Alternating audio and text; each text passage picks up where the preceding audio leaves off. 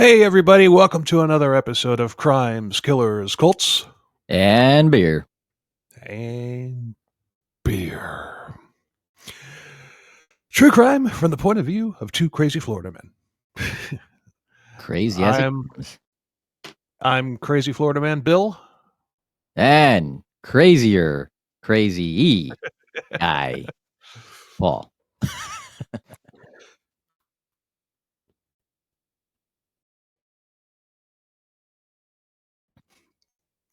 So, um, yeah, you definitely are crazy getting up at 3 o'clock in the morning to go run 5 miles Not at your quite. age. Not quite yet. I'm working it.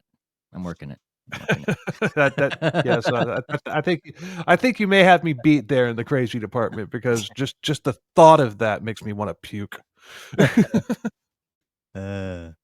good to get up, kind of see what's going on before the sun comes up, chase the coyotes off the streets and the rabbits and stuff like that. Make room for the next day. make uh, make room for you. Make it so that you don't when you pass out from exhaustion, or if your knee goes out on you or something like that, you don't fall and land in coyote shit. Yeah. Yeah, haven't seen any yet, but I've seen coyotes. I tell you, they're when the temperature drops, they start coming out. And Oh, they are extremely smart. yeah, I saw one time, like cross the turnpike, and the thing actually sat there on the side of the road waiting for a break in traffic.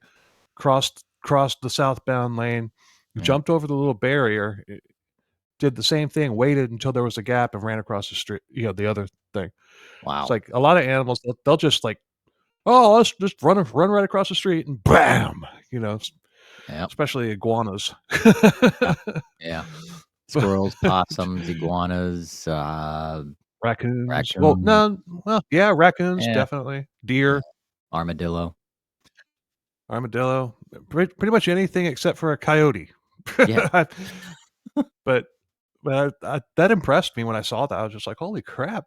Damn thing knows to look both ways before crossing the street. they've probably been in the wild for so long, gotten used to automobiles. They started, having safety meetings, with the pack and going, "Hey, um, we need to pay attention to this, and we need to start getting our shit together and help protect the rest of the pack. It's all about safety." Yeah, safety first. So, anyway, all right, we're here for BTK Part 3, the Yeah. finale. Oh yeah. The finale of the reboot. So, but a quick aside before we get started with part 3. There was something I accidentally left out of part 2. When news of Maureen Hedges' murder broke, Dennis's daughter Carrie was scared because it was very close to their home. And Dennis, being the great dad that he was, he comforted her, and reassured her that everything would be all right. He said, "Don't worry about a thing, 'cause every little thing is gonna It's be gonna all right." be right. Don't worry, be happy. He might have. Yeah. I mean, I could see Dennis being a Bob Marley fan. Yeah. Or maybe not. Maybe not. Yeah. No, he wasn't cool enough to be a Bob Marley fan. Yeah. He wasn't a Rasta man. Jocko Nah. Tree man. No, I picture him as the type that would like listen to Devo. Not that there's anything wrong with Devo, because there's Yeah. not. No. But I can picture him as just he'd listen to it like nonstop. Or Yeah, because of ABBA. the bondage reference. Yeah. No, the Maybe ABBA. bondage reference and whip Yeah. it good. Yeah. Dun, dun, dun, dun, dun. Yeah. He's Yeah. like, yeah, Yeah. maybe that was his trademark too. True. Although he never whipped anybody that we know of. No. No. But that is part of BDSM, which was, that was his thing, kind of like the glass of water. Yeah. What? So as time went on, our old pal Dennis began getting into all the latest serial killers that were going down. Repeat, going down as in being arrested. One that particularly fascinated him was Leonard Lake, and Leonard and his pal Charles Ng, they like to torture women, and Dennis was reading about them, probably salivating, says, "I like to torture women too. I'm just like them." Hmm. And Mm. oh boy, we are off to a very good start here because I forgot to do the intro, the second intro, because remember I promised to do the haiku in part 2? Yeah, yeah. Well, that's a lead-in. This is a segue.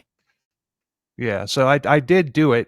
I did do it. I did 2 of them actually, but I meant to have the first one come in right after our intro, so we'll just go ahead and play it now. Yeah. And now, a haiku, spelled Hyko, by Dennis Rader, in 363 BTK Factor X format. BTK, the greatest of all time. Serial.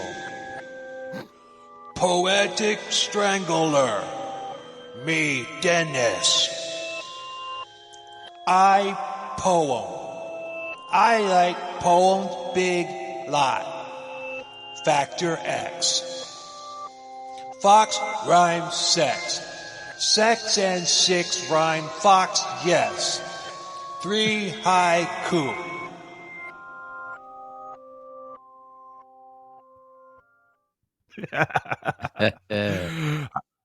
I told you I was going to do it. Thank you, Dennis, for that input. Yeah, and thank you, Matt from Murder Coaster, for providing the intro to that. That was him. So Awesome. oh, God. But seriously, what based on the crap that you've had to read, I mean, I don't think I'm that far off. No. Especially because he really liked the fact that he was a poetic strangler. That was one of the names that he picked for himself. Yeah. So, and with his obsession with threes, the 363, I could see him doing a haiku in 363 instead of 575. Yeah. And there's another one coming toward the end of the episode. Oh, yeah. But so Leonard Lake and Charles Ng like to torture women, and Dennis, I like to torture women too. I'm just like them. Hmm. But they also kill kids, and Dennis decided that killing kids crossed the line after what he did to the Oteros. Now, keep in mind, this is after him saying that he wanted to do the same thing to Shirley Vian's kids. And if he wasn't such a tool, he would have came to that realization because of how bad he felt about wanting to do it to her kids as well. Leonard Lake was into paganism, and Dennis had his own monsters. You see, they're just alike. Yay! Oh. But this proves that Dennis knows nothing about paganism.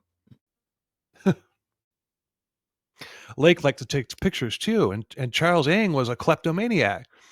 It's like Dennis is like, I'm like both of them. Yeah.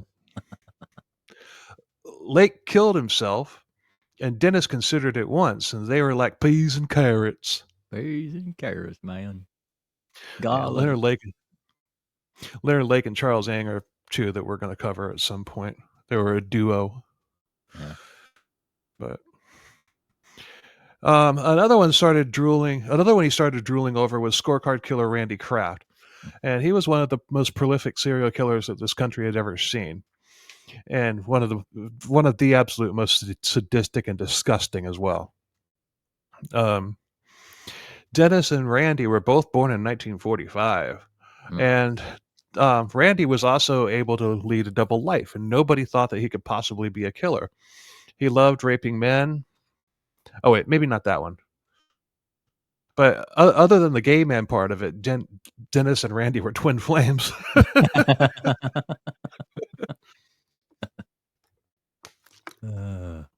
All that and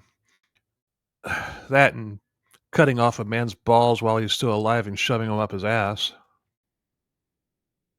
or cutting off a victim's eyelids while they're still alive and burning them with a car cigarette lighter Jeez. in the eye. Whoa. Yeah, Randy Kraft was a sick fuck. Damn. Um, He had some rage in him. Man, that takes just a a lot of little. rage. Yeah, I'm sure we'll get to him at some point, but he's definitely not one I'm looking forward to. No. Yeah.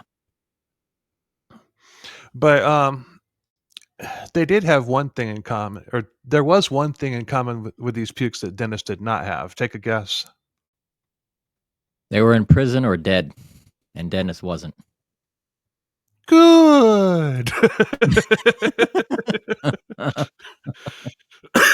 You read my mind.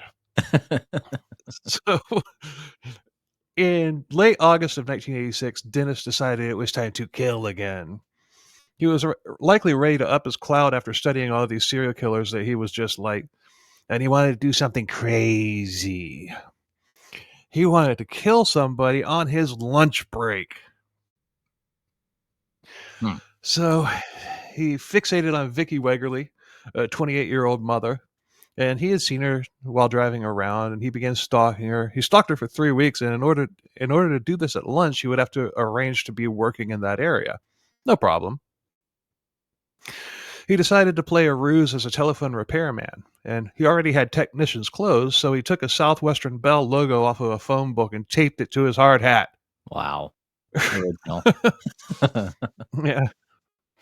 He also made a fake Southwestern Bell ID badge, and he also had his kill kit, and I mean briefcase, and he drove his personal car there and parked it across the street from the house, and he walked up to the next door neighbor's house and knocked. And he asked him questions, making it seem like he was doing door-to-door telephone surveys. You know, as we know, phone lines are his trademark. Yeah. Yeah, that's trademark, man. I'm phone man. Darn right. You got to get all in it, man. Yep. So he then went to the Wegerle's house. And one reason that he picked this house was because there was a low awning that made it really hard to see in the windows or even the front door from the street. So as he got close, he heard somebody playing the piano. And he didn't have a name for this project yet, so he named it Project Piano on the spot. And he laughed, thinking that organ music would have been more fitting considering what was about to happen. God, this guy. So Dennis got to the door and he knocked, and Vicki answered. And he said that he was there to check her telephone line. So she let him in. There was a baby in the playpen, and Vicki showed him where the phone was, and he fiddled with it in some little contraption he rigged up, passing it off as a phone tester. Yep, my handy-dandy phone tester doodly-o thingy says that you have a dial tone, ma'am.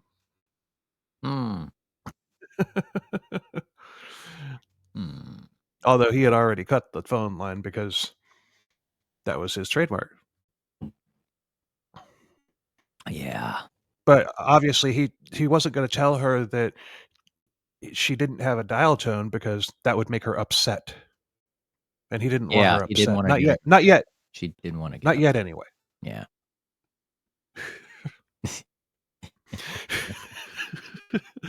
So as soon as she turned her back, Dennis pulled his gun from his jacket and pointed it at Vicki.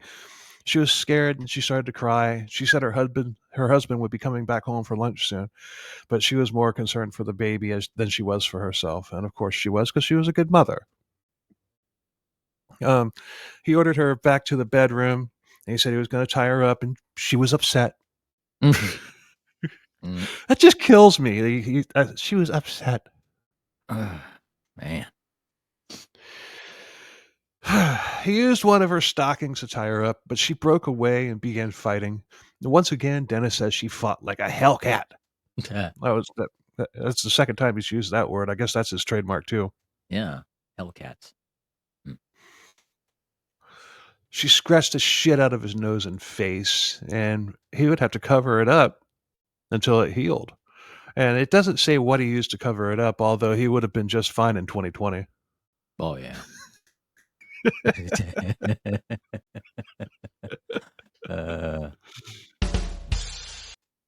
Darn right.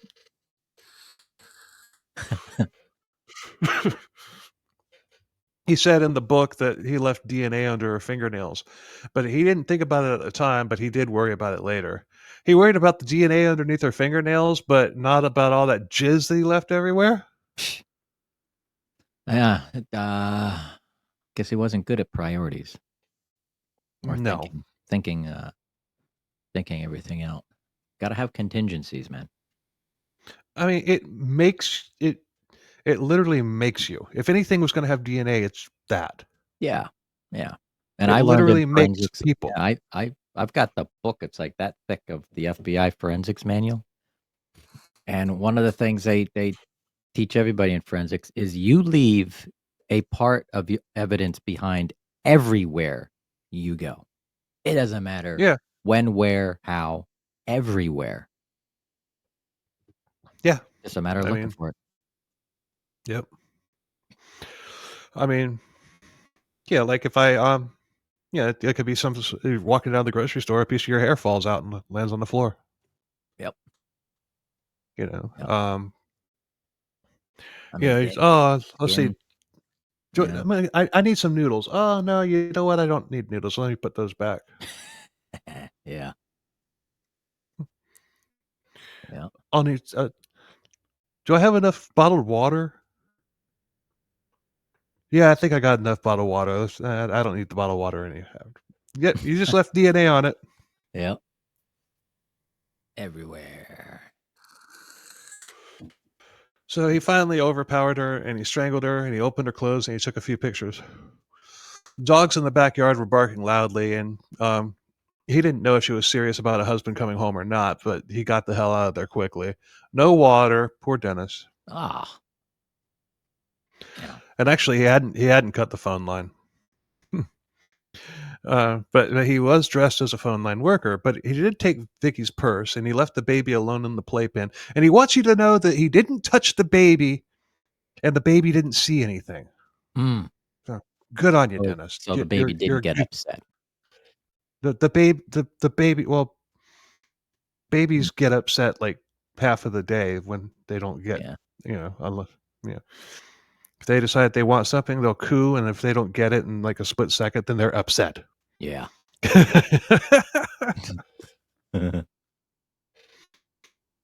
So Dennis took off, and he took the same route that Mr. Wegerle would be taking in, and it's very likely that they crossed paths when he was on his way home and Dennis was on his way out. And Dennis was feeling all sorts of power after this. Mr. Wegerle was named the prime suspect because he did deed. He indeed did come home from lunch.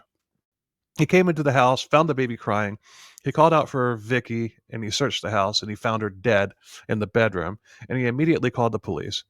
And he was never charged with the murder, but he did have the reputation of a wife killer for years until Dennis was captured. Ruined his life. Everybody thought that he had killed his wife. Yeah. And gotten away with it. Dennis said he felt great remorse for this murder. He thought it was weird that he felt remorse for the murder that took place in 1986, but he killed again in 1989. It's like, whoa, isn't that weird? Isn't it weird that I would do that? Yeah, 3 years apart. Yeah, that's just all through this is just Dennis. Dennis is just like beating him, patting himself on the back. See, I'm such a good I'm a very complex man. Yeah. The only thing complex about him is how he hasn't managed to get caught yet at this point. Only a matter of time. Only a matter of time. Called conditioning. Between 1986 and 89, he stalked many people, but he didn't kill again until 89. He even fixated on one woman to the point where he bugged her house to find out information about her. This is allegedly, of course, because I don't buy that. He didn't bug the house. Yeah. I don't. I don't Yeah. know. Hmm. Because how would he, I mean, it would be easy nowadays, but back then, the how would it would have to be he would have to do something that would be recorded into a device that was on the premises through a Yeah. wire because the wireless technology didn't exist back then. Yeah. Which means that he would have to go go back there and retrieve tapes. Yeah, there's no way he bugged her house. Yeah. I don't see that happening. No way. Mm. So another time in '87, Dennis saw a woman in her late 30s, and he watched her to the point of hiding in the bushes, by her house for hours and hours. He had thrown together a kill kit with 2 guns, tape, flashlight, handcuff, a plastic bag, cord, rope, a scarf, a knife, a crowbar, a glass cutter, a mask, cotton and plastic gloves, and zip ties. Damn. Did he rent a U-Haul to get all that crap up there?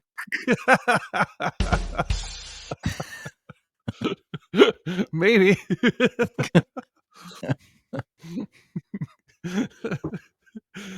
He said he kept it all in a bag, and so a normal person would think that he was just out on a stroll. So I guess that bag is a small TARDIS, bigger on the inside. Yeah. Uh.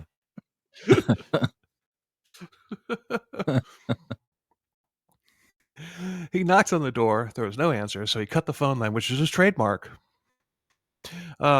He cut a hole in the window, and he opened the door, and he hid in a closet, and he waited and waited. Nobody came home, so he left.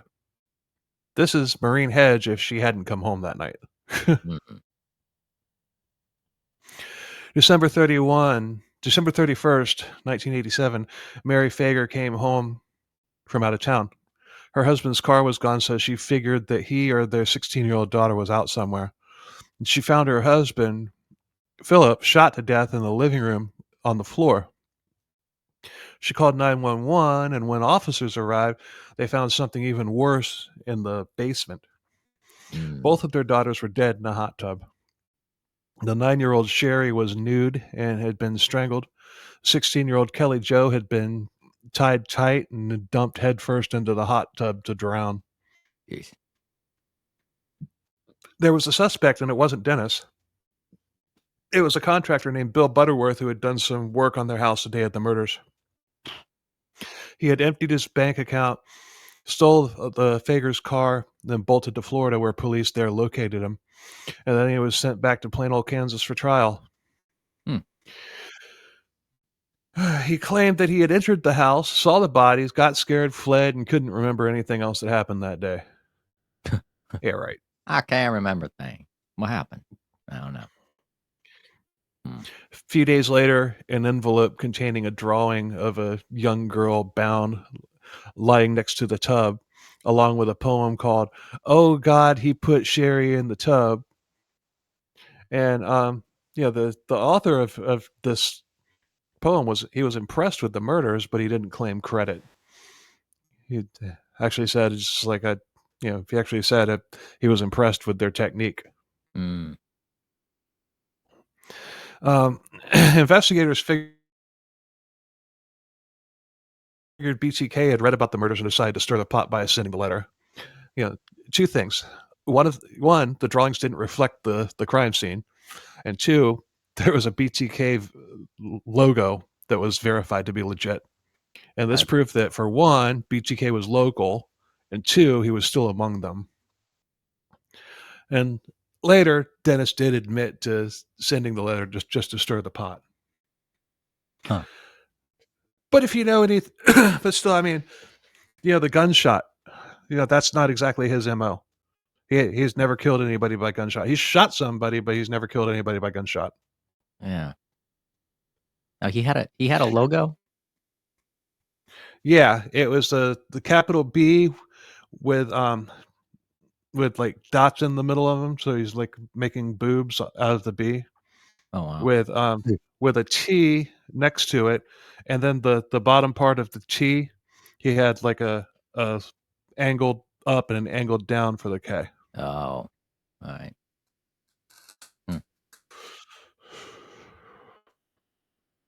Hmm. Typical graphic designer. Yeah, he ripped that off from something. I can't remember what, but he did rip that off from something. But it was similar to Zodiac, though, because Zodiac always left his, logo behind at all of his things. He loved the Zodiac, even though he didn't know who he was. Yeah.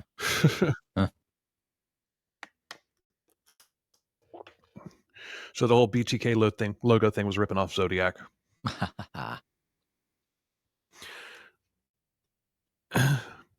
Yeah, I could go into his explanation of why he did this, but it's very long-winded with lots of references to poetry, 3s, and 6s. Yeah, that would be another episode. Yeah, it would. Or you'd have a whole mess to read there. Yeah. Oh. Oh man. So during his cooldown, he hadn't stopped trying to kill. He just never did it. But he was going full on bondage on himself, even digging holes as graves and biting himself and photographing himself in these graves. Awkward. Yeah. In the summer of '88, he lost his job at ADT, and he was 43 years old at this point. And Paula became the primary provider in the household, which hit Dennis's ego hard. Oh, I'm sure. You could He you got could say it made him upset. He got upset.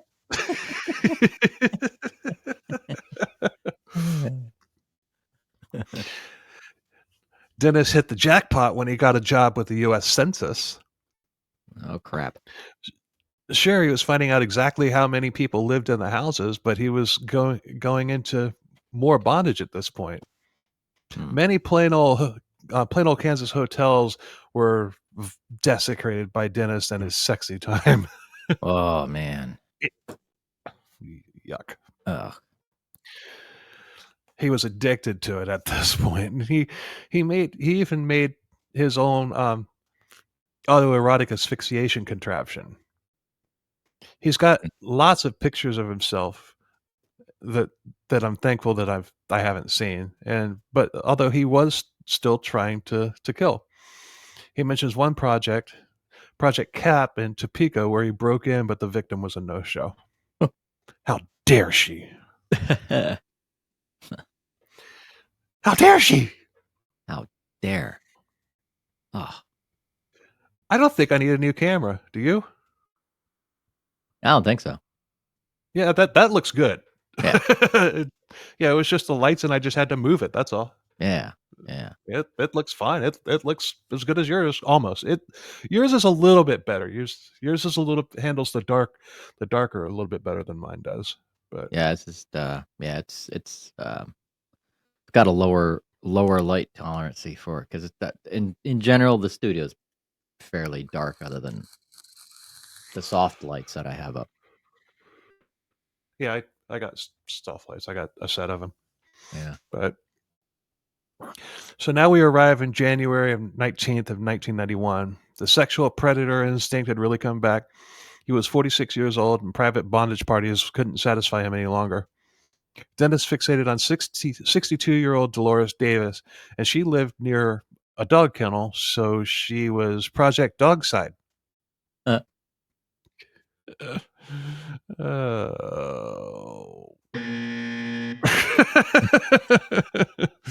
Oh man. He cased her many times in the weeks leading up to it, even so much as peering into the house to get a look. And at that point, he even scared Dolores' cat. Wow. Meow. The perfect cover.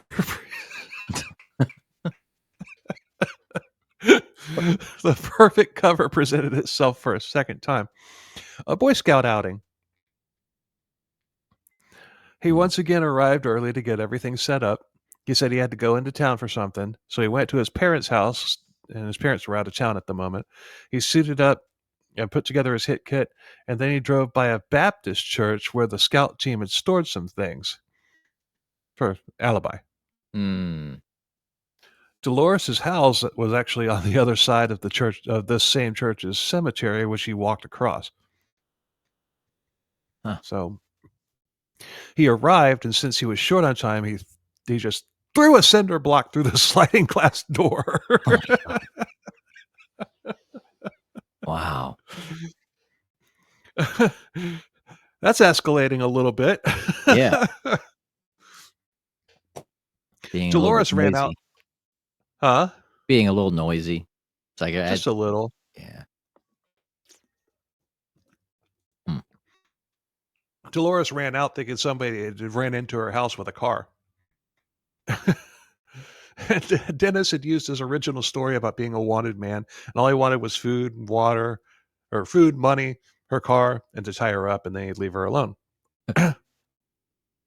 This time he had a piece of a pipe that was 12 inches long and full of fishing weights.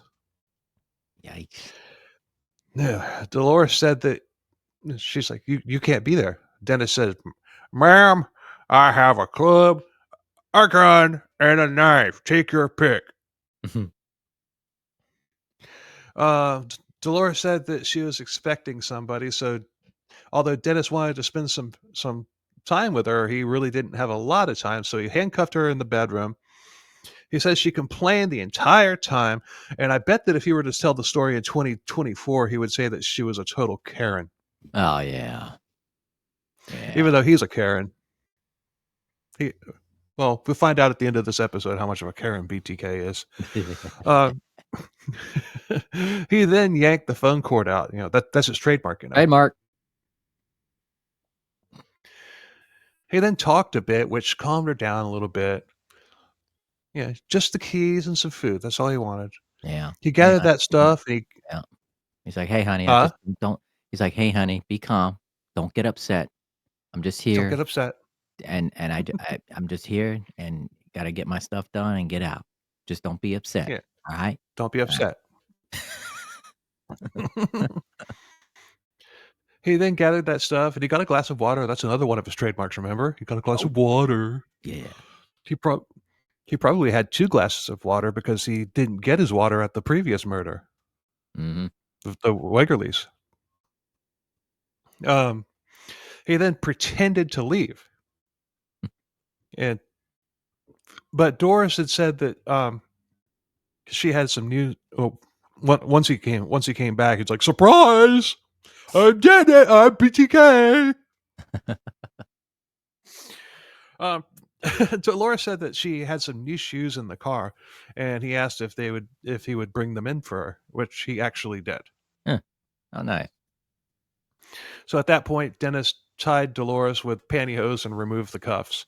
He threw her down on the bed, face down, and climbed up on top of her. Dolores begged for her life, but Dennis strangled her with the pantyhose, and he didn't take any pictures. He just wrapped her up in a blanket and put her in the trunk of her own car. Mhm. He then drove to a lake and left her body there in the bushes. At that time, he realized his .22 pistol was missing. Mm. Now, he always refers to his guns as auto, like his .22 auto, Yeah. his .25 auto. Hmm.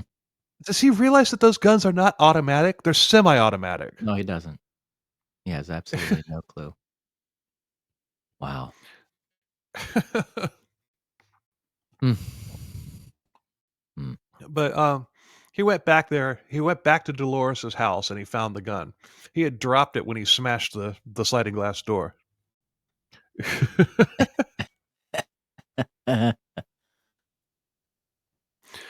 Like, The heck was he holding the gun? I mean, what was he holding the gun and the brick at the same time? It's like, what? Yeah. I did this. Or maybe he had the gun like in his back pocket or something, and it just fell out. Yeah. Jeez. So he then threw the keys on top of the roof, but he kept the car keys.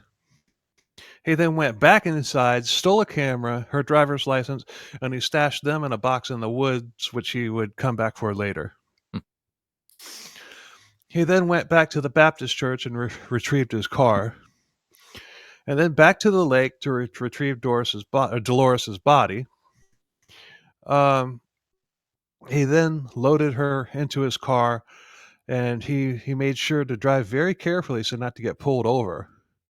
He wanted to take her into an old barn that was back in the woods, but it was snowing pretty heavily by that time, and it was dark, so he couldn't find it.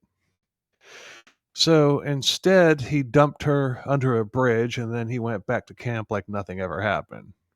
Ah. Second part of that was pure botulism.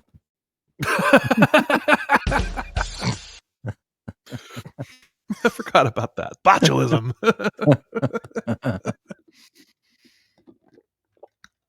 Oh, that was great last episode. The whole botulism thing. Yeah. Nothing but botchery. Oh man, the second night of camp, Dennis complained about a headache again, and he went back and retrieved the items that he had stolen from Dolores. He then drove to a rest stop to change clothes, and when he was in the bathroom, a cop came up and said that he wanted to talk to Dennis. BTK thought he was BT fucked.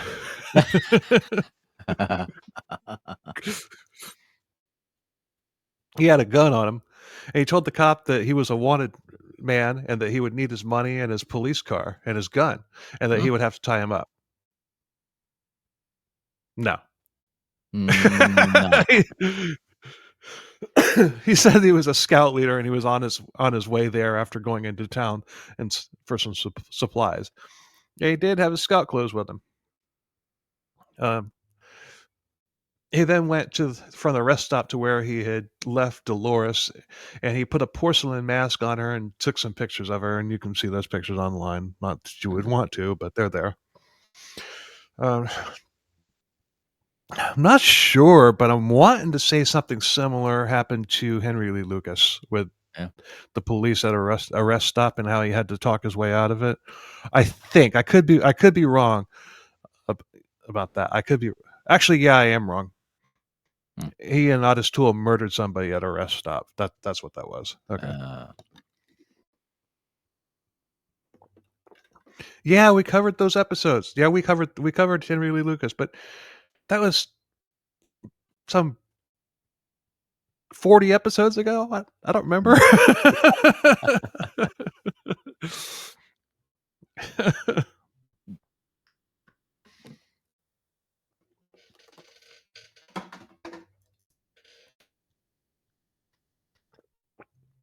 The next day, they dropped the kids off at the church, and he saw some helicopters searching the area, and he knew exactly what they were looking for.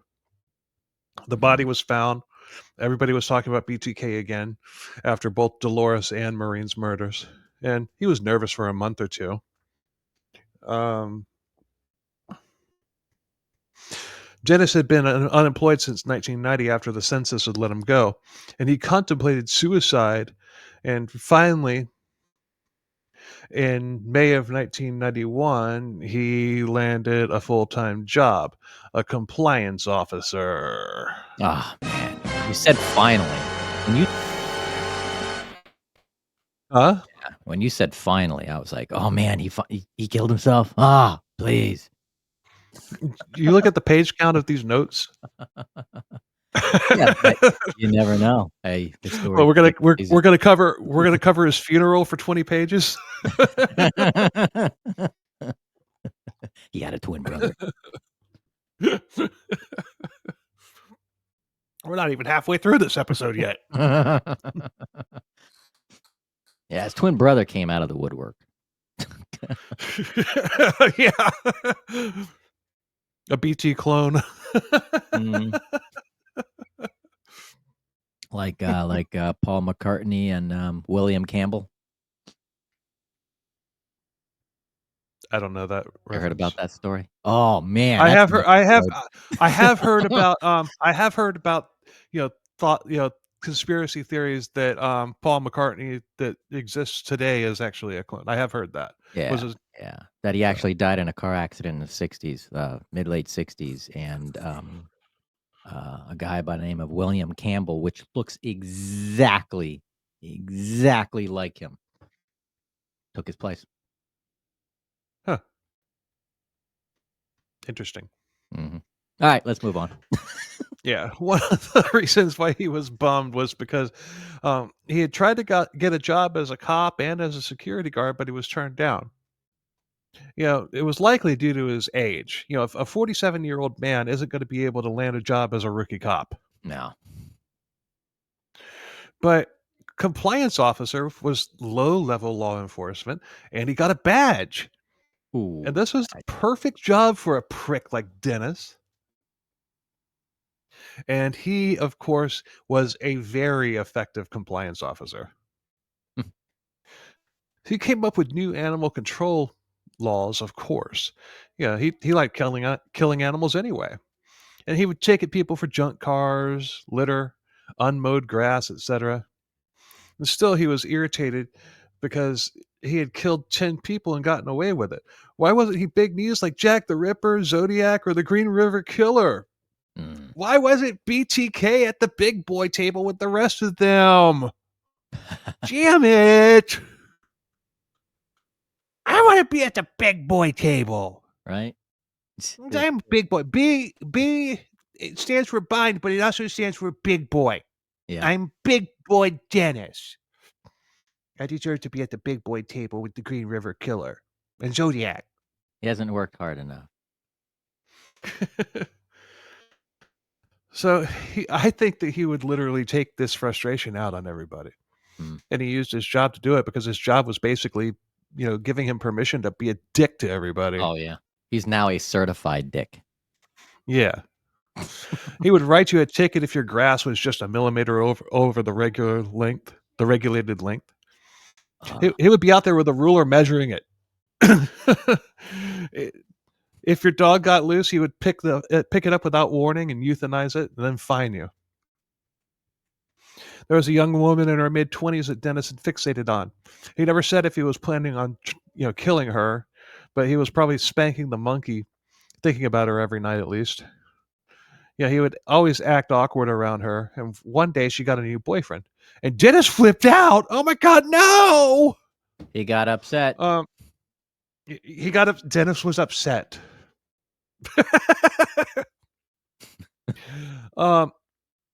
And then the boyfriend, hold on, I got ahead of myself. Dennis flipped out when the boyfriend started staying over, and then the guy moved in, and Dennis really lost it. He started writing her tickets for anything, even things that he had just made up. He told her that if she kicked the boyfriend out, he would leave her alone. She told him to fuck off. Mm-hmm. And he stole her dog and had it euthanized. Whoa. Dick. I'm pretty sure he would have killed her at some point.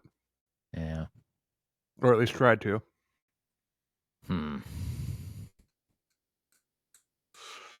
Many people filed complaints, and a few even filed lawsuits, but the city was making great money off of Dennis. So, in a lawsuit like this, who do you think the court sided with? I'm sure that every HOA in the country would jump at the chance to hire Dennis. Right.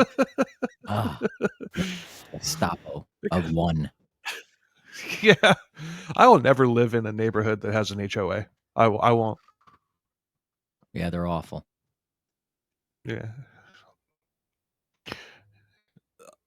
So, Dennis never killed again that we know of.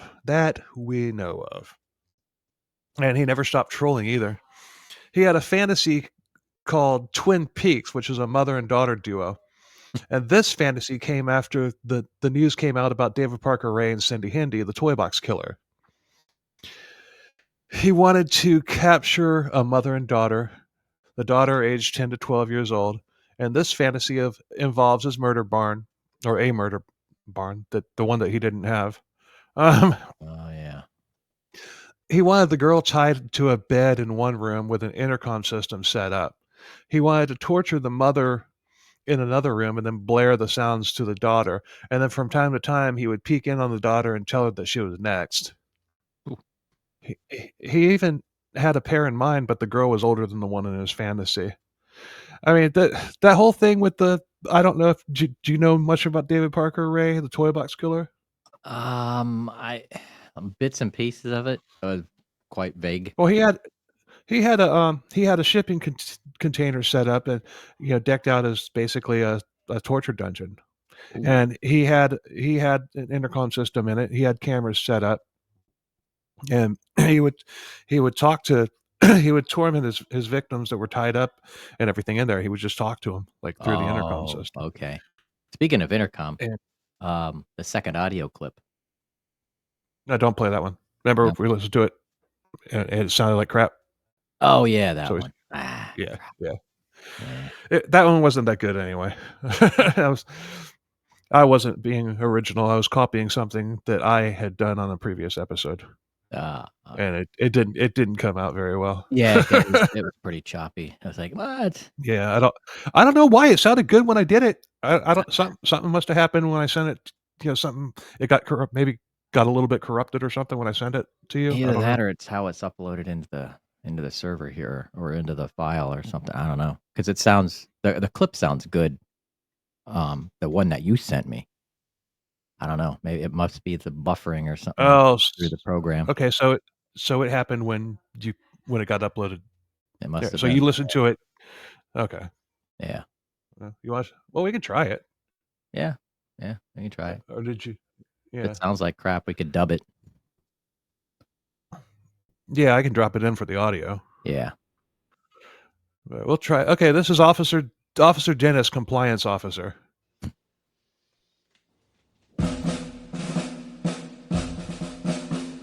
Officer Dennis is on the beat. You will comply, I'll bring the heat. I don't care if you just cut your grass a centimeter high, I'll kick your ass. You'll be fine, just obey the law. Step out of line, I'll kill your dog. Compliance crime just does not pay. Mess with me, you'll rue the day.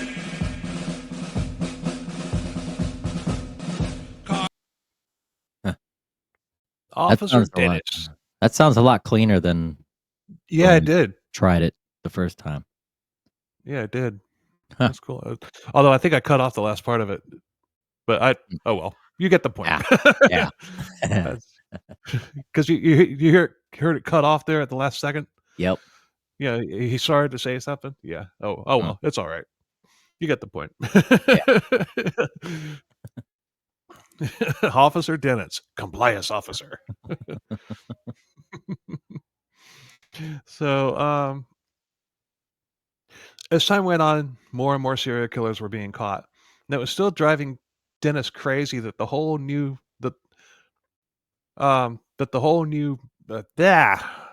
it was still driving Dennis crazy that the whole nation knew about these serial killers, but BTK was just a regional boogeyman.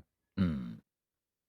He started realizing that it was just a matter of time before DNA would be matched to him, even if it was after he dead. Even if it was after he was dead.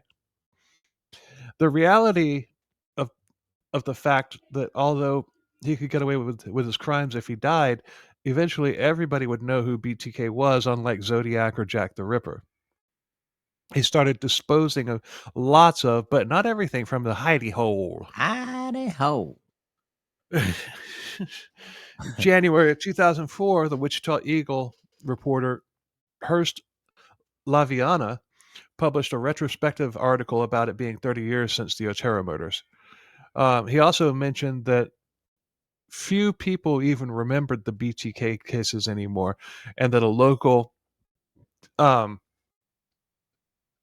author Robert Beatty was writing a book about the murders. On March 19th, 2004, Laviana received a letter from Bill Thomas Kilman. Clever, huh? Yeah. It had been mailed March 17th, which was the anniversary of Shirley Vian's murder. In the letter, there were 3 photos. Vicki Wegerle tied up in various poses. There was also a photocopy of Vicky's driver's license. BTK's logo was at the top of the photocopy page. The return address was in an abandoned building, and there were no police photos of the Wegerle crime scene. And there was nobody named Bill Thomas Killman anywhere. Hmm. Um, the Wichita Eagle ran a story about BTK claiming credit for an 8th murder. Wegerle. Remember, the last time he boasted about it, he claimed there were 7 in the ground. Yeah. So this time, national news outlets were interested in the story, because 24-hour news cycle now. Mm-hmm. The FBI had run the DNA from Vicky's fingernails, and it turned up nothing other than the fact that it was an unknown male. Wow, DNA sucked back then. Yeah. Dennis was 59 at this point, and he was on cloud 9. He was back, baby. He was finally relevant, and he was at the big kids table, or the big table kids. According to Dennis, yes. Big BTK, big table kids. On May 24th, in 2004, Cake TV got an envelope from Thomas B. Kingman that had a word puzzle. It was just a word search that Dennis had made, trying to be like Zodiac. And yeah, it literally is just a word search. You have like you'll have like Otero in a line going across or down or diagonally, or you'll have Wegerle, or you'll have Hangman or Poetic or whatever. It also had numbers in it, and if you dig into it a little bit, there would be like the numbers would be like the numbers of the addresses of the street addresses of the victims. Oh wow. A little bit of thought went into it, but nothing like what Zodiac did. He was quite the craftsman. His brain cells were. He had some synaptic reflexes going and stuff, but it's probably what kept him busy for all those years. I mean, anybody can make a word search. Yeah. But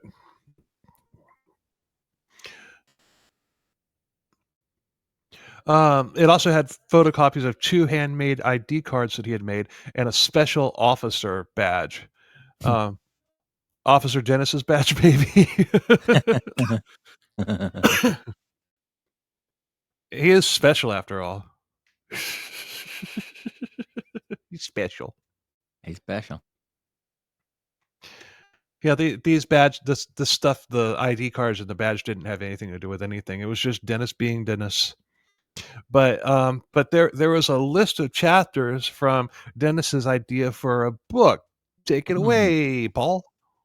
So the BTK story: 1, a serial killer is born. 2, dawn. Not the dish soap, but the day. The time of day. Oh no, it might have been the dish soap. Or it could have been. Yeah. Gotta use it for cleanup. 3, Yeah. fetish. 4, fantasy world. 5, the search begins.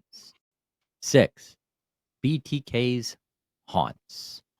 7, PJs or PJS projects.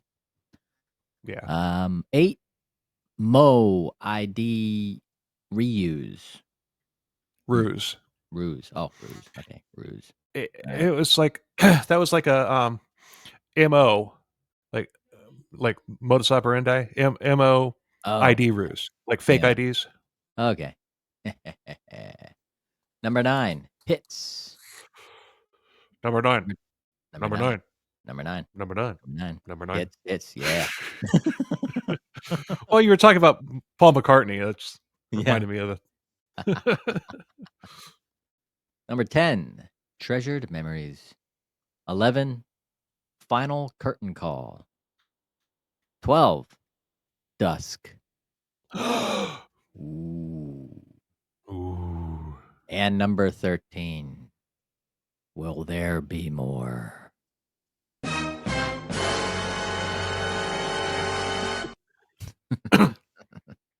I got to notice that the final chapter of that 13 has, a 3 in it. Oh, yeah. Although 13 does not divide into if 13 on divides into 3, but there's a remainder. Mm-hmm. So and the remainder may, I don't know, when was it? Yeah, maybe a Friday. Could have been Friday the 13th. yeah, but if you 13 divided by 3 is 4 with a remainder of 1. Yeah.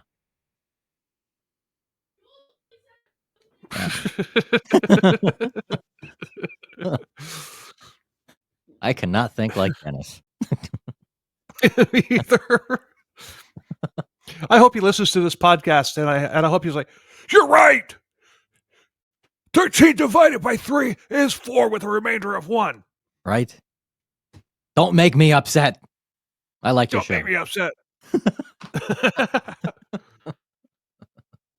Although 13 minus 1 is 12, and 12 has a 1 and a 2, and 1 plus 2 is 3.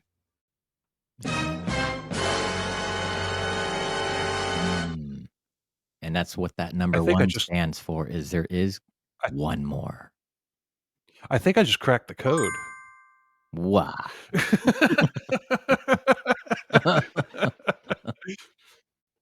I hope I did. I hope Dennis hears it. He's like, "Son of a bitch, that stupid podcaster figured it out." I might as well hang myself.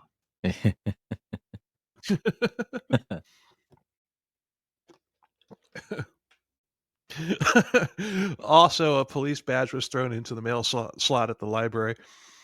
Dennis had bought this at a pawn shop, and he had it when he went to Shirley Vianne's place when he was pretending to be a detective. Looking for his own wife and kid. Yeah. Yeah. And all of this activity stopped the release of Beatty's book, obviously. I can see why. It's like, holy crap, there's more to this book. Yeah. But come on, Beatty, man. The sequel, man. You released what you have, and then immediately start following the story, and then write a sequel. Exactly. Got to keep the franchise going. Yeah. You might, otherwise you have to reboot it 2 years later. Yeah. Yeah.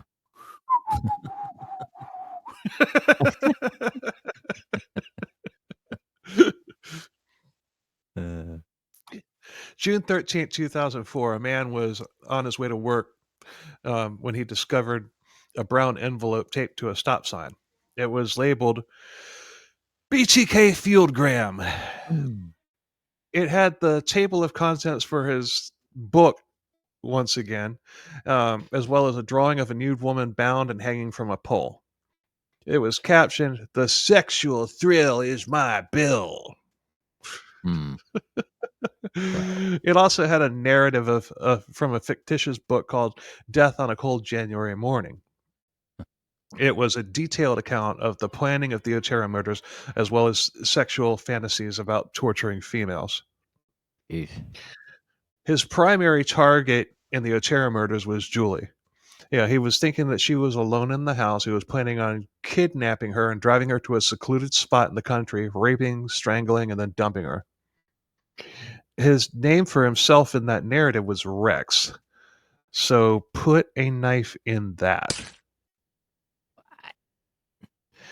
He then goes into how his plans shifted, and he goes into detail about Josie, which I'm not going to repeat. He also goes into more symbolism dribble about why he left it where he did. And I almost left this part out, but I figured I'd torture my good buddy Paul with it. So take it away, Paul. He said he had left the package at first. Yeah, package first at, was it? Yeah. He said he left the package at first and Kansas. Okay, that's a street. First Okay, Street, never Kansas mind. Street. There we go. Yeah. Cool. I get it. I'm getting it. I was like, man, this ain't poetry again. God dang it. The Oteros were the first murders of that kind in Kansas. First in Kansas, it was a stop sign telling people to stop and look. The pole was a phallic symbol that he was a man. He picked a 3-tape date, the 12th, to leave it. Although it was found on the 13th, it was wrapped with duct tape, which symbolizes bondage. He put way too much thought into that. Yeah. His next communication. Like somebody's going to walk up. Oh, what's this? A package on a stop sign. That means stop. It's at first in Kansas. It's from BTK, though. It's the first in Kansas. Like somebody would actually figure all that out. Oh, man. And I don't think that this is something that he came up with after the fact. I think that was his thought process when he did it. I really do. Yeah, yeah. Because he's such a freaking chucklehead that, it's just like he's just got to rationalize anything and everything that he does. It's just like, yeah, he wants people to think that he's a hell of a lot more intelligent than he is. Yeah. I mean, he wasn't, I mean, was he an idiot? Yes, but he wasn't like,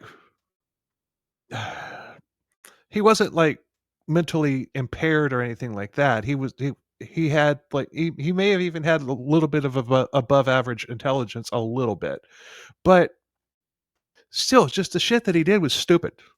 Yeah.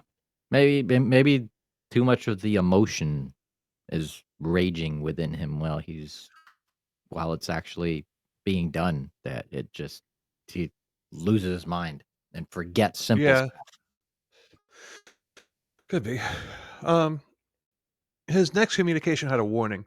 He had chosen a new victim and was considering a date for the next hit.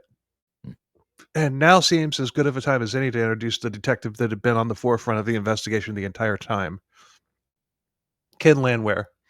And at this point, since he knew that BTK was Vicki Wegerle's killer, thanks to the photos of her, he authorized all of the DNA from the unsolved murders to be DNA tested. This linked the Oteros and Nancy Fox to BTK, as well as to Wegerle, because they all matched up.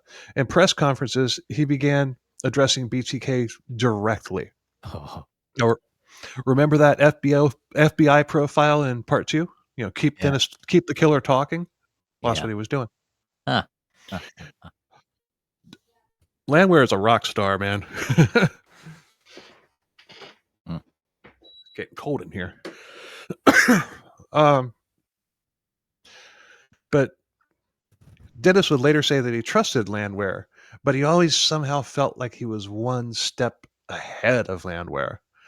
And that was true until now. Bum, bum, bum. That's what that BBB was. Yeah. Oh. Yeah, I was telling myself to play. Instead of, I just need to type out bump bump bump. Instead of playing it. Better late than never. We've got our own encrypted script. Yeah, encrypted so well it confuses us.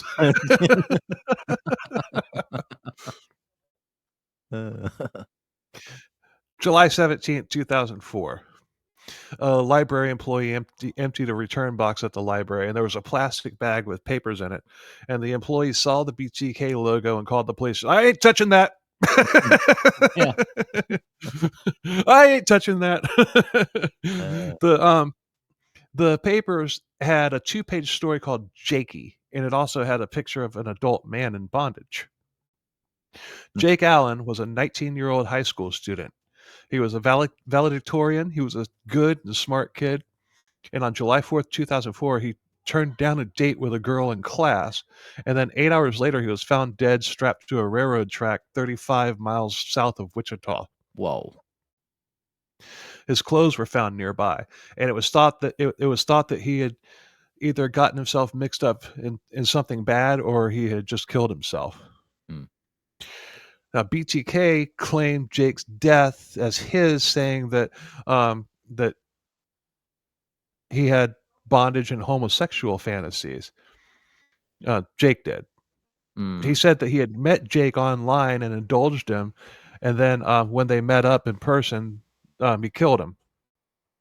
And investigators called bullshit on this, and so do I.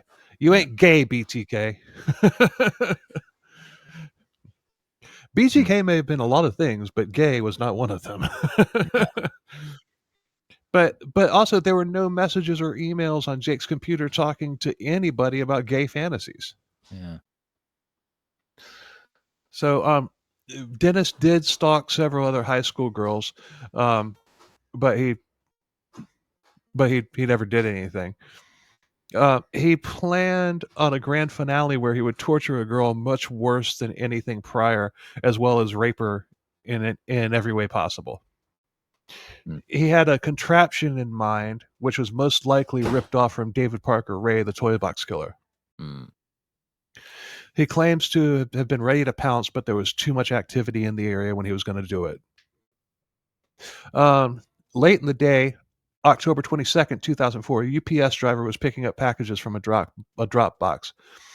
He found an envelope that said BTK Fieldgrams. It had the table of contents of his book idea with more three dribble and all sorts of triangulations, the Holy Trinity, man, woman, sex, which rhymes with fox. Hit, thrill, kill, BTK, victim, police, and other crap like that. Yeah, BTK works in threes, whatever that means. He's killed 10. Hmm. That's 3 threes with a remainder of 1, so it doesn't work. Sorry, Dennis. It also included chapter 2 of his book, Dawn. That thing about the Mm. murder on a cold January morning was part 1. So he was actually writing his book, and I left it out. I mean, you can find it online. You can also find it in the book that I've used, Confessions of a Serial Killer: The Untold Stories of Dennis Rader, the BTK Killer, by Catherine Ramsland. I can't believe I remembered that without having the book right in front of me. But because that's just it with these true crime books, man. Their titles are like a entire page long. Yeah.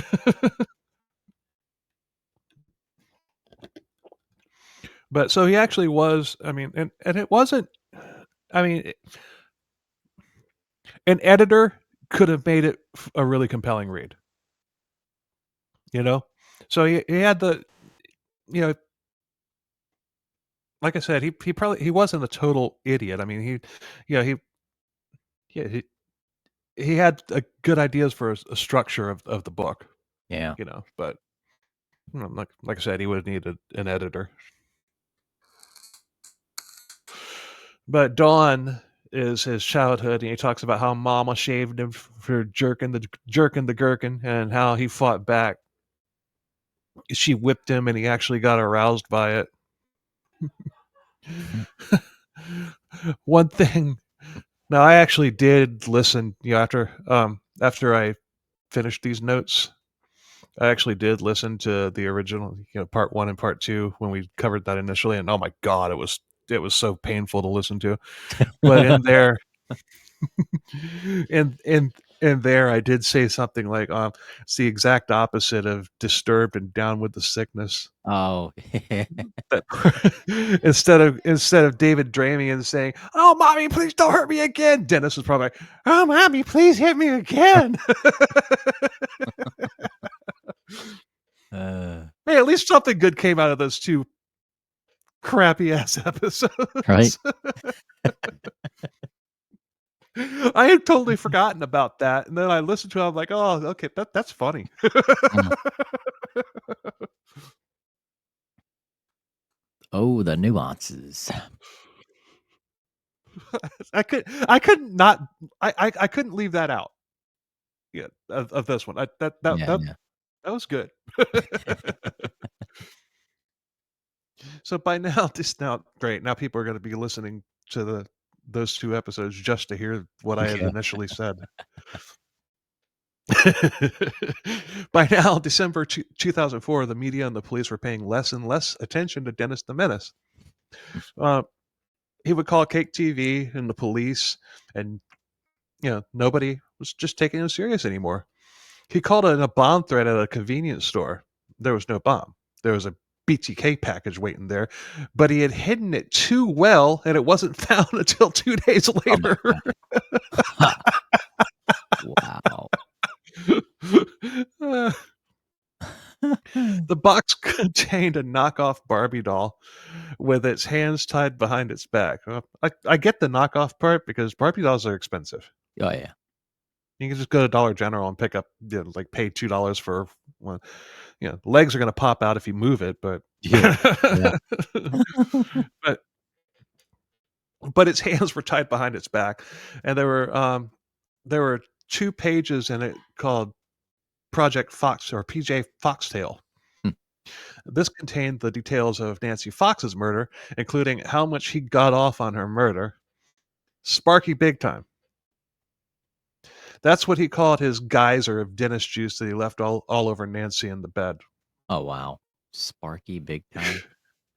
Yeah. It also contained Nancy's actual driver's license, not a photocopy of it. Around the same time, America's Most Wanted had run a piece on BTK, and Dennis had hit the big time, and he probably Sparky big timed all over his TV.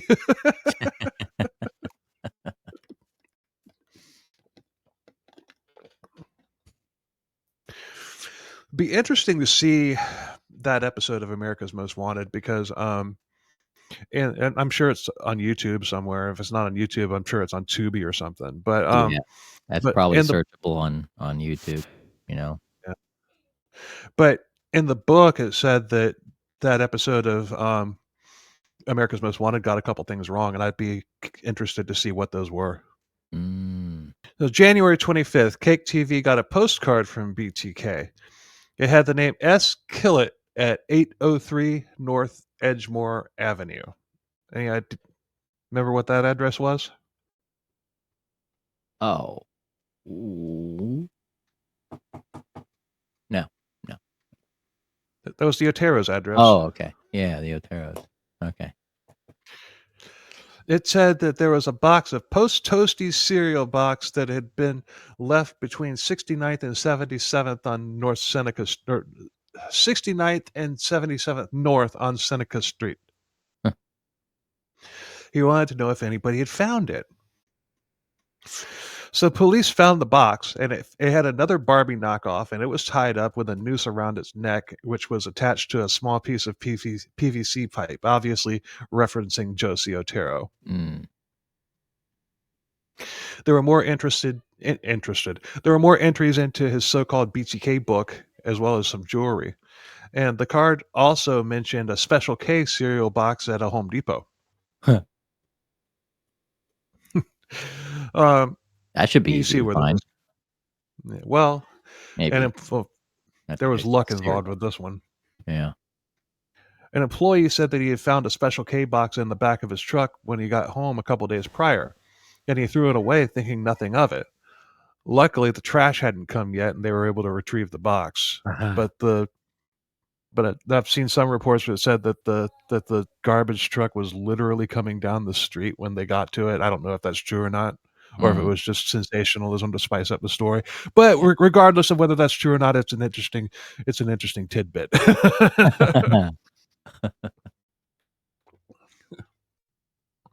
Police went over the security camera footage from the Home Depot, and they saw a dark SUV pull up to the employee's pickup truck, and a man get out and throw something into the back of the truck and then drive off. It was too blurry to get a positive ID, but they were able to determine that the SUV was a black Jeep Grand Cherokee.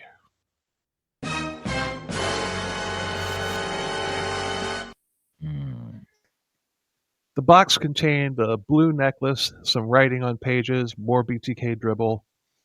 This one was called Lair, and it contained a diagram of a 3-story house with a kill room, a bondage room. It even had an elevator.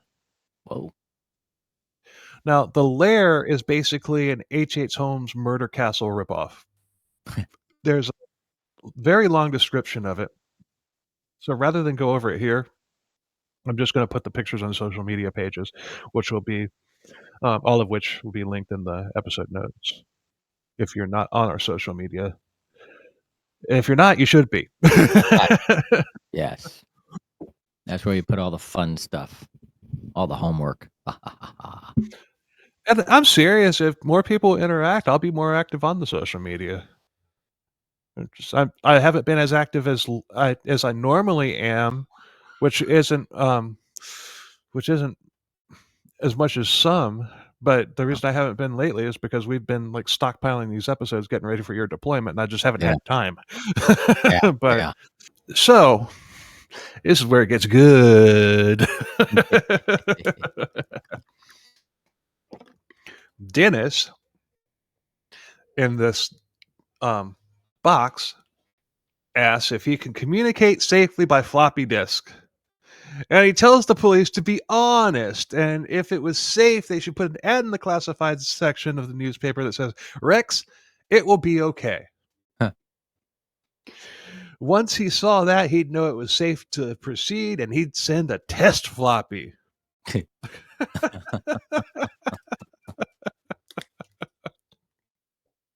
They still So called them Dennis, floppies back in 04? yeah, Man. there were the smaller ones. They're Yeah. still called floppy disk, though. As time goes Was it by so 1.3? fast. It's like 1.3 megabytes of data of space on those things. Yeah. Huh. Boy, does time slip away. So Dennis trusted the police. He thought he had some kind of kinship with them. So they ran an ad that said, sorry, Rex, we can trace the origin of floppy disks. You'll have to come up with something else. No, they didn't do that. They ran the ad just as Dennis had worded it and waited. Oh, and why do you think he chose the name Rex? Take a guess. Rex.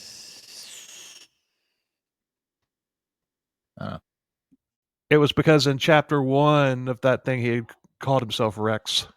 Oh. Yeah, that book or whatever it was that he had was writing. Yeah. He referred to himself as Rex. Huh. So like the police are gonna, like I said, nah, we could trace it. Sorry, Yeah. we're just being honest with you, there, BTK.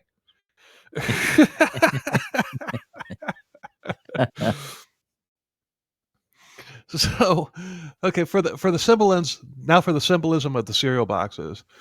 The Post Toasties box had the T circled. The Special K box had the K circled. They were cereal boxes for serial killers. And he said there would have been a Raisin Bran box that contained a bomb as well as the Shirley Vian Barbie knockoff doll. February 3rd, 2005, Cake TV got a postcard. He thanked the news company for their effort, and he thanked the police for their quick response. He said that the floppy would be there soon. He also said that the package would contain a 3x5 index card along with the floppy explaining how to communicate with him. I think the police know how to use a floppy there, Dennis. I would hope they would. I would hope so. Yeah. So February 16th, 2005, the package came to a different news station. It contained, as BTK promised, a 3x5 index card along with a purple floppy explaining how to communicate with him. And like I said, I think they know how to use a floppy, Dennis. It also has some trinkets that belong to Nancy Fox, the TV station that he sent this one to. Take a guess. It was a Fox affiliate station.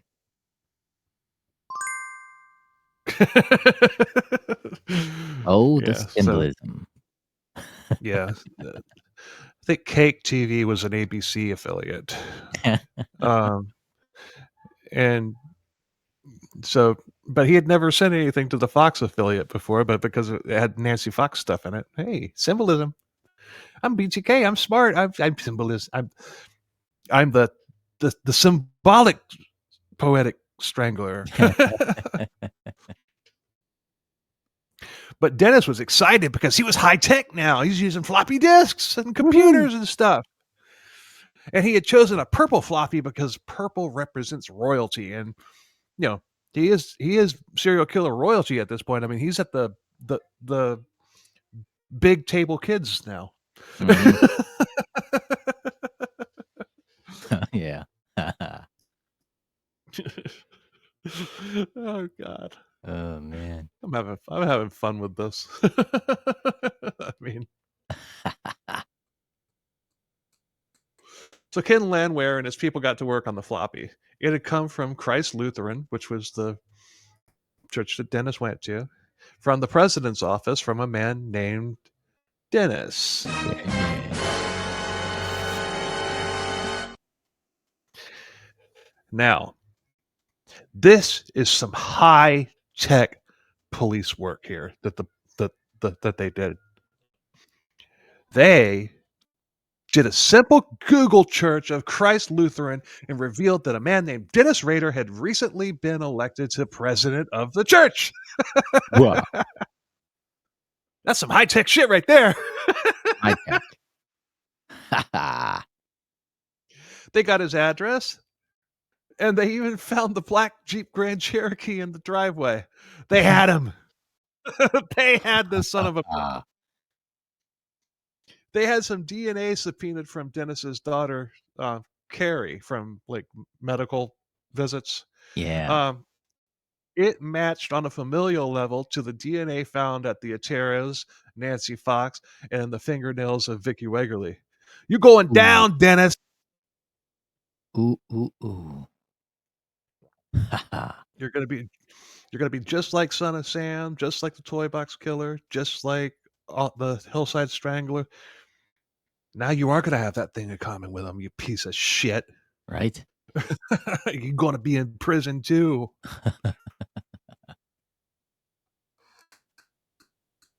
So Landwehr ordered constant surveillance on Dennis. Search warrants were issued. They also studied his movements. And finally, on February 25th, Landwehr led a SWAT team to the church. At 12:15, Dennis pulled out of the church parking lot and they pulled him over. The SWAT team swatted him. Mm. They threw him on the ground. They cuffed him. And when he was put into the police car, Dennis, the unoriginal to the end, he even admits to doing what Son of Sam did. He looked at Landwehr. He looked Landwehr in the eye and said, "Hello, Mr. Landwehr." Oh, man. So even when he got captured, he's ripped somebody else off. Oh, man. Uh, uh, The police questioned him and told him that the DNA evidence would nail Dennis to the wall. And after 3 hours of interrogation, Dennis finally broke. Landwehr then asked him, "Who are you, Mr. Rader?" Dennis paused and he says, "I'm BTK."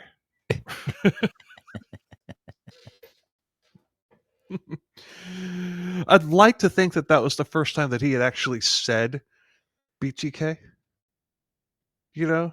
But he yeah. probably had himself in the freaking, he's probably in the mirror going, "I'm BTK." Practicing Like it. at home or in his hotel or whatever. "I'm BTK. Yeah. Yeah. I am BTK." Trying to get it right. So, because I seriously doubt, like a lot of the others, like the Hillside Stranglers, I seriously doubt that Bueno and Bianchi were sitting there in the mirror going, "I am a Hillside Strangler." No. But you know damn well BT, you know damn well Dennis dead. Yep. Yeah. I'm sure he was practicing it a long time. Yeah. Hmm.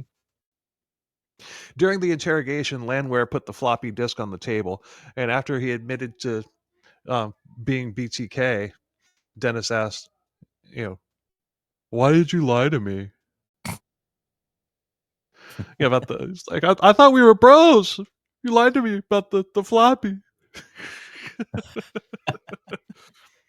Like, why the fuck do you think we lied to you, you fucking idiot? Oh man. Like, He don't get. He doesn't get it. no. Yeah. He said that maybe he says that maybe if he had used his personal computer, Mhm. he maybe it wouldn't have been. He's just speculating that it wouldn't have. But it still would have had, even if it didn't have the registration from the church or whatever. Even if it didn't have like that as Dennis Rader Yeah. or whatever, it would still have the IP address that it came from. Oh yeah. Yeah. So they still would have been able to get him. It would have just taken probably an hour longer. Mhm. Like literally an hour longer. Yeah. Yeah. But the technology. I mean, as technology gets better, so does the study of the technology. I mean, you have officers Now, specifically. push one button and they got the IP address. Yeah. But Yeah. that's why I was saying, like back then in 2005, it might have taken an hour longer. Mhm. Yeah. But still. Yeah. But we also found another BTK haiku spelled HYKOO that he wrote in BTK 363 Factor X format. Roll it!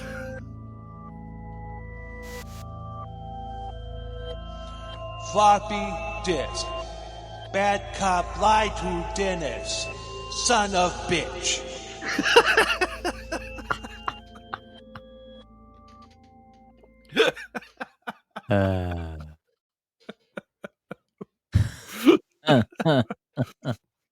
Oh, jeez. Dennis had done this without a lawyer present. So he was officially booked, and his mugshot looks strangely similar to my driver's license picture.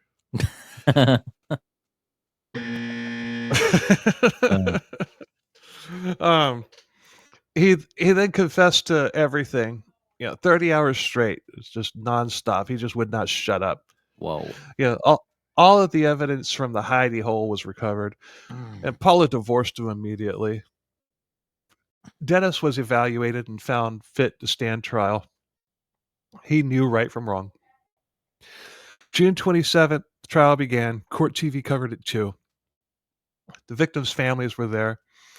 And he pleaded guilty to all 10 murder counts. And during the proceedings, Dennis was able to tell everybody about Factor X. Mm. He thought he was giving a TED talk until he mentioned trolling. And then the judge asked, "What do you mean?" And Dennis starts going into a long explanation of the stages of trolling, and the judge stopped him. The judge was like, "No, Mr. Rader, I thought you said patrolling, like you were a police officer. Are you a..." And Dennis was like, "No, I was trolling."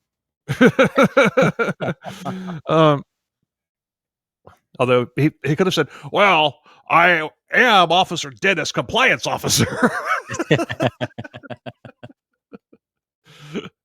Oh, man. He got all philosophical. He starts describing Factor X, his sexual fantasies, and talking about his demons. And he was still having fun with it because he finally got his day in the sun. I Mhm. mean, he was literally putting on a show. Yeah. In the end, he was sentenced to life without parole, with no parole for the possibility of 175 years. Hell no. He's at the El Dorado Correctional Facility in Colorado in solitary. And after we did our first series on him, as horrible as those 2 episodes were, a listener contacted me saying that she knew somebody who worked there at that facility. They would have inmates coming out and mopping the floors and things like that, and Dennis would complain all the time, and like, they're bothering me. Yeah, he's basically a Karen. Yep. he's trying to work his just flex his muscle and all that stuff because he is after all BTK, member of the serial killer Big Table Kids. Mm-hmm. Table kids. That might be the name of this episode. Big Table Kids. Big table kids. Finally, it got to the point to where somebody would get on the loudspeaker and just say, "All right, whoever's bothering BTK, please knock it off. He's whining again." I don't know if this is true or not, but it is what I was told, and I freaking hope it was true.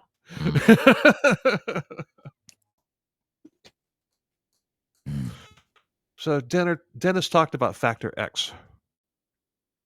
It was what drove all serial killers to do what they want to do. It controls him. So we're going to take a look at it.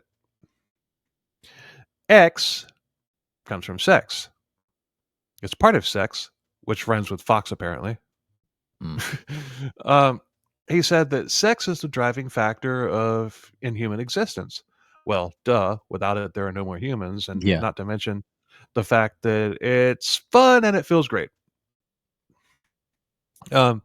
He says most people have closet desires, meaning that they might have sex toys or go to strip clubs or visit sex workers. Spouses cheat to get better sex. Some people are into S&M. Some people into homosexuality. All people are influenced by Factor X. I swear this sounds like a Dr. Seuss book. Right? Oh, maybe that's what he's working on in prison there. Using his graphics. Yeah, so S, X comes from sex. S stands for S&M. This allows Dennis to enjoy control by injecting pain. It also leads to rape, which Dennis never did other than mental rape. It also includes porn, but no kiddie porn. Dennis wants you to know that he wasn't into that, even though he admits to groping Josie Otero and jizzing on her. He may or may not have been into that, but what about other serial killers that are? I mean, are they not under the control of Factor X too? I mean, so Dennis wants you to think that Factor X doesn't allow people to harm kids. Yeah. But in his initial communication way back in the 70s, he said that Factor X was what drives all serial killers. Yeah. But there are some killers that mess with kids, like that do hideous things to kids. So he's contradicted himself. Are they under the control of Factor X or are they not? Now he's lazy too, because E stands for event, the affair, the episode, sex. Sex is normal. It drives people to create offspring. It also involves punishment, even corporal punishment by parents such as spanking. Could that be why he loved his mom spanking him so much? Yeah. Possibly.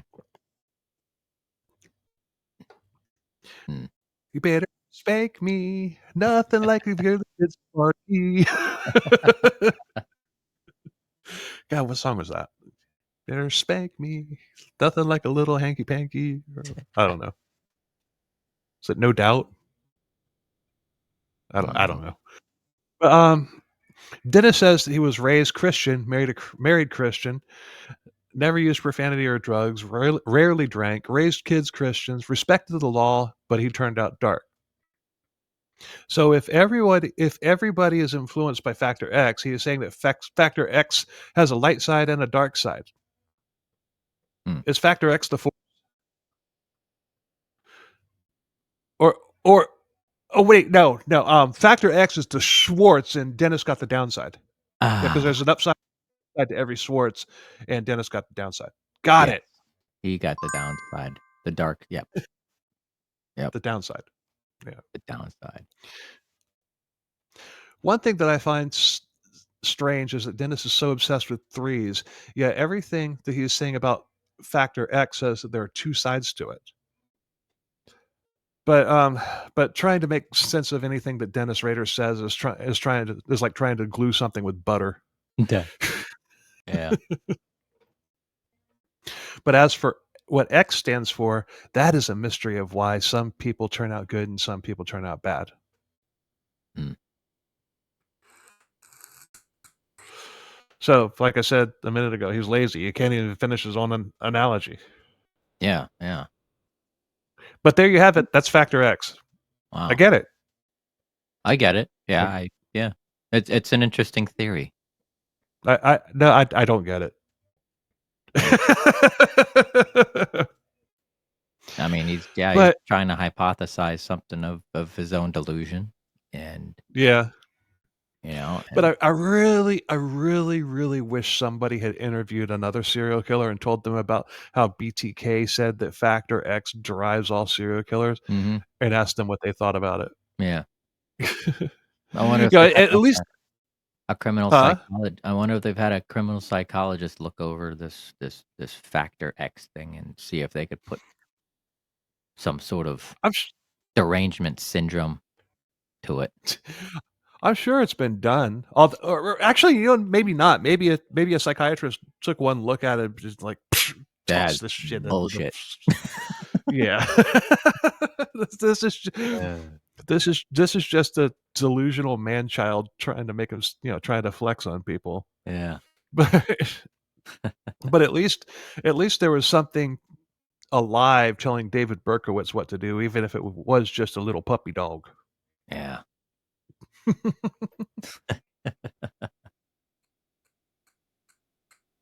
Uh, David Berkowitz. Yeah, we haven't covered him yet. no. Nope. Huh. There's a lot of the heavy hitters that we haven't covered yet. We haven't covered Bundy. We haven't covered Dahmer. Dahmer, what we said, Dahmer. Jeffrey Dahmer will be episode 500. Mm. This is episode 95. So, yeah, there's a lot of the heavy hitters that we haven't covered. I Mm. mean, we have covered a handful of them, but Yeah. not very many. Charlie Otero had a very hard time after the murder of his family. He had run-ins with the law and he did drugs, but he got it turned around. He renounced God on the day that he found his family dead, but like I said, he's turned it all around. He got off drugs. He's a motivational speaker. He graduated from Dale Carnegie School for Motivational Speaking. He speaks at churches and at prisons. He also found God again, and he credits God for helping him pull his life back together. Mm. He Amen. also has yeah. He also has a son named Joseph after his father and his brother. And I think I'm going to try to get him on for an interview at some point. I think that would be interesting. Yeah. Yeah. What would really be interesting would be, if I could get Charlie Otero and Jody Plauché on at the same time to talk about, surviving and coming back from something like that and everything. I think Yeah. that would be interesting as shit. And just letting you know, I've already contacted Jody about this and he's on board. Oh, cool. He's just like, Cool. he's like, get Charlie. He's like, get Charlie. Let's do it. Right on. I love Jody. Yeah. I love Jody. I could seriously be really good friends with that guy in real life. And the thing is He's cool too as is like shit. maybe putting together a group of being motivational speakers and having to go through stuff like this, being that Well, because shoulder to lean on Jody, if it were to happen to anybody else out there. Because when this happens to people, they don't know what to do. right, They hide or they kill themselves. But they right. don't know who to go to for therapy, somebody to talk to when something like this happens to a Well, family yeah, or an individual. and Jody's a motivational speaker as well. That's Yeah. why I think it would be awesome. I think it would be very interesting to pair those two up and let them and just sit back and listen to them talk. Yeah. Yeah. Because I mean, I can inject myself into this a little bit because of the fact that I'm a cult survivor, but I I'm just going to sit back and listen to them talk. I maybe ask a question here and there. Yeah. I just want to hear the two of them talk. I think that would be very interesting. Absolutely. So, Mm. um, so now, in part one, we said that we would talk about a couple murders that he's suspected in. that he probably actually did do. So we're going to get to them now. He's considered. Excuse me. He's considered the prime suspect in a murder in Missouri and one in Oklahoma. 16-year-old Cynthia Dawn Kinney was last seen in Osage, Oklahoma, June 23rd, 1976, at a laundromat. She was seen getting into a beige Plymouth Belvedere, a plage, a beige Plymouth Belvedere. And Dennis was involved with the Boy Scouts, and he was in the area at that time. And also the term "bad wash day" turned up in his writings, and also there was a bank across the street from the laundromat that was having an ADT security system installed on the day that she disappeared. Now, Osage, Oklahoma was in Dennis's service area. Also, Dennis fantasized about kidnapping a girl from a laundromat. So there are 4 things that point to Dennis. But Dennis vehemently denies this murder, mainly because he would be tried for it. Oklahoma would be like, okay, we want to try his ass for it, and if Oklahoma charged him with murder and he was found guilty, Oklahoma has the death penalty. Yep. Kansas does not. So, the other one is 22-year-old. Actually, you know what? I think Cynthia Dawn Kinney. I think she's been the subject of some unsolved podcast episodes, because that name rang a bell with me when I when I was putting this together. So I think Yeah. she may have been the subject of some unsolved true crime podcasts. Huh. But I don't know. I mean, granted, all of this is circumstantial evidence, but there's 4 different things, all having to do with BTK, all having to do with him being there at that put him there like at that time. I think he did it. What do you think? Yeah. 22-year-old Shauna Beth Garber was found murdered in McDonald County, Missouri, December 2nd, 1990. She had been raped, strangled, and hogtied with 6 different types of cords. Mm. And she went missing November 3rd and was identified in 2021. Dennis is suspected due to photographic evidence in one of the journals that tied him to the scene. So he had taken pictures of the crime scene, and it didn't say whether or not he had pictures of her. Yeah. But he had pictures of the area where she was found. Huh. So I'm not as sure about this one as I am about Cynthia Kinney, but I'd say that's probably I'd say you could probably chalk that one up to him as well. Yeah. But and there's probably even more than that. Those two are just the 2 most common ones that come up when when talking about like other murders that BTK committed that he didn't that he hasn't been charged with. Yeah. There could have been ones that he truly felt that he botched and didn't want to admit to him. Yeah. So now we're done. I have righted the travesty that was the early 2-part series on BTK. Yeah. Yeah.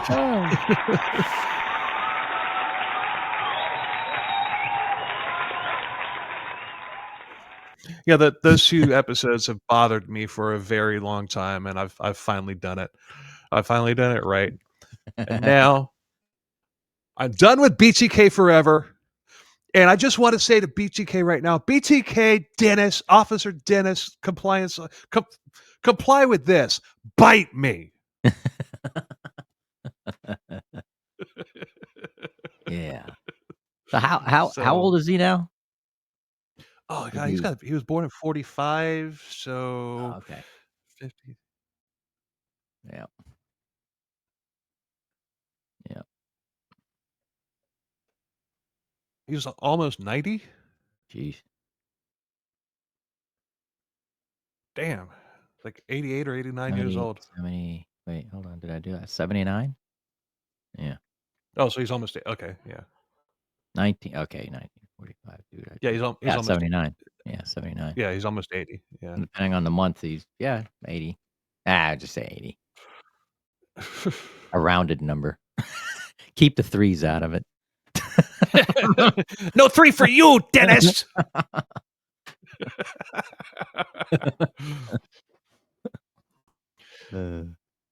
So, yeah, I have conquered my white whale. Oh yeah. Ugh, So, heck yeah. thanks for listening, everybody. Hope you liked this this 3-part on BTK. I enjoyed doing it. I enjoyed getting through it without being prepared both mentally and I guess you could say professionally to cover a large case like this one. Yeah. It's a large case. Big case. And Definitely. the funny thing about it is this episode, this series has about 12 more pages than the one on Panzram. Mm. But it's gonna be about an hour shorter than the Panzram episode. Yeah.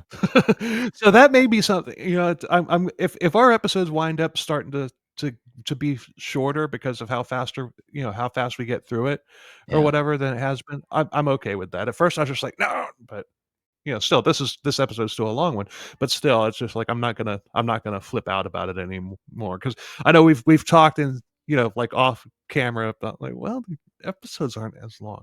So if there's an episode that normally would have been like 2 hours previously that are now like an hour and 25 minutes, I don't care. Yeah. That's Yeah. fine. It is what it I is. mean, It's a case. it It's case by case basis. yeah, but it also shows improvement. So Mhm. I'm all about that. Yeah. Yeah. Absolutely. So anyway, thanks a lot for listening. Appreciate the hell out of it. Check out our socials. They'll all be linked in the show notes of this and every episode. At the moment, I've taken down the Patreon page, and I'll try to get that kicked up again once you get back from your deployment. We only had one subscriber. I haven't had time to put together more content, and I would hate to have her continue to pay every month if I'm not going Oh, to be yeah. putting out material. So, but we're gonna. I've let her know about that, and I'm also going. We'll get it back together at some point, and I also want to kind of figure out a direction for it. Mm. So if you have any suggestions, Paul, or listeners, hey, what direction should we go? I don't want it to be true crime. I want it to be something something that wouldn't fit on this, and that's always been the case. But I mean, there's some pretty weird stuff on the Yeah. Patreon. Entertaining stuff too. But anyway, but yeah, follow, like, subscribe, and share, and all that stuff. Absolutely. Yeah. Like, share, subscribe, follow. Comment, and listen, comment, definitely. And rate. wherever you listen, wherever you listen to your podcasts. Oh yeah. If you like us, tell a friend. If you hate us, tell an enemy. Yeah. And until next time, in our next episode, we've got a doozy for you, and I'm going to make you wait for it. Oh yeah. So, I think I'm hungry. I think I want a sub. But anyway, until next time, later. Later on, bye.